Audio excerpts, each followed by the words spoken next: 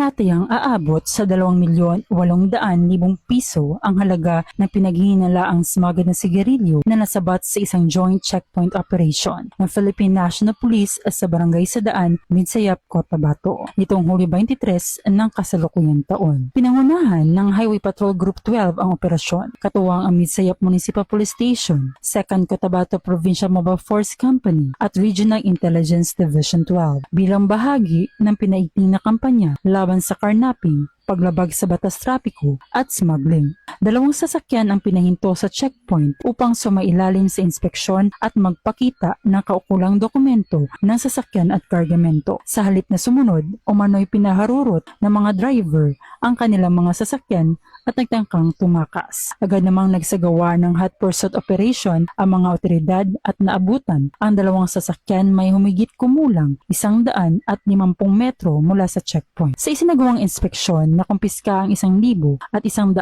reams ng New Berlin cigarettes at 2,000 at 200 reams ng Fort cigarettes na may kabuuang tinatayang market value na 2,823,810 piso. Inaresto ang 2 driver na kapwa residente ng Cotabato City. Ipinalam sa kanila ang kanilang mga karapatan sa presensya ng isang kinatawar na media at isang opisyal ng barangay. Inihahanda na ng mga otoridad ang pagsasampa ng kasong resistance and disobedience to a person in authority sa ilalim ng Article 151 ng Revised Penal Code. Gayon din ang paglabag sa Republic Act No.